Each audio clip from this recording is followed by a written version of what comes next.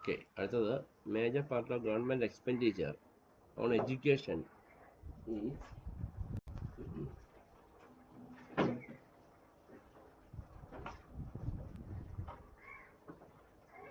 is on elementary education since the number of peoples are much higher.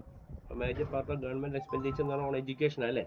So an elementary education system is number of peoples are much higher. The share of government expenditure on higher.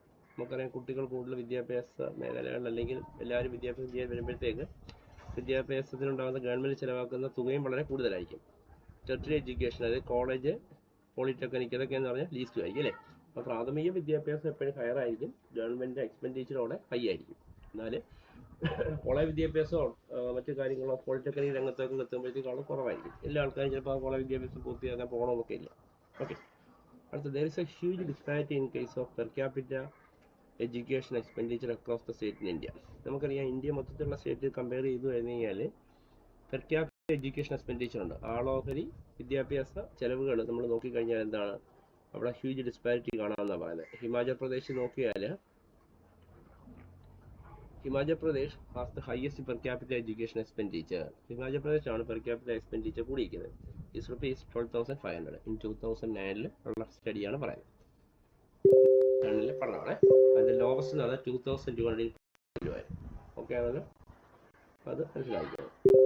അടുത്തത് the efficacy of expenditure on education can be seen if we compare it with the recommendation of various commission. നമുക്കറിയാം ഇൻഅഡിക്വസി of expenditure ഉണ്ടല്ലോ, കാരണം അസമത്വം വരുന്നുണ്ട്. Education രംഗത്ത് പല സംസ്ഥാനങ്ങൾക്കും വ്യത്യസ്തമായ ചെലവുകളാണ് വരുന്നത്. ഇതിനൊരു കമ്മീഷനെ നമ്മൾ വെച്ചു, അവരുടെ റെക്കമെൻഡേഷൻ റിപ്പോർട്ടുകളൊക്കെ വെച്ചു. In 1964 to 66 period education commission had suggested that at least 6% GDP should be spent on education. അപ്പോൾ 64-66 കാലഘട്ടത്തിൽ ഈ കമ്മീഷൻ പറഞ്ഞു എഡ്യൂക്കേഷന് വേണ്ടി GDPയുടെ 6% എങ്കിലും എന്താക്കണം, ചിലവാക്കണം. ഓക്കെ, അടുത്തത്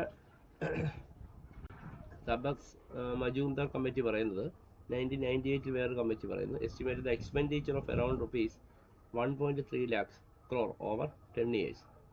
അപ്പോൾ അവിടെ പറയുന്നത് 1 ലക്ഷം കോടിയാണ് 10 വർഷം കൊണ്ട് 2006-2007 to bring up children in the age of group of 6 to 14 years.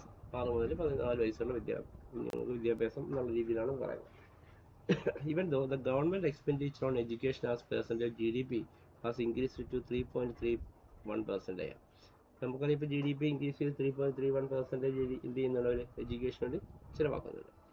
It is still lower than the desired level.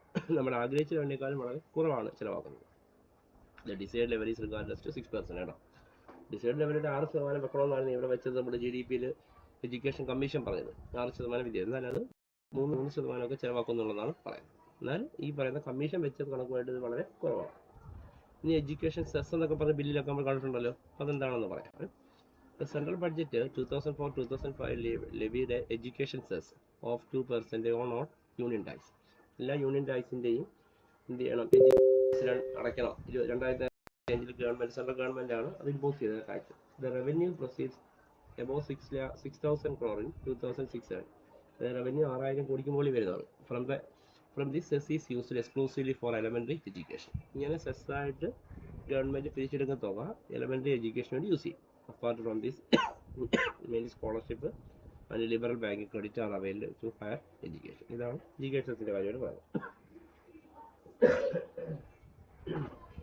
അത് എഡ്യൂക്കേഷണൽ അച്ചീവ്മെന്റ് ഉണ്ട് പറയുന്നത് ഇന്ത്യയിൽ. India has the second largest pool for trained technical scientific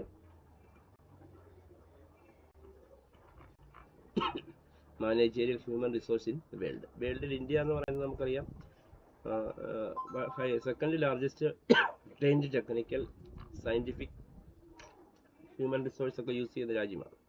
okay, അത്രയും വായിച്ചു.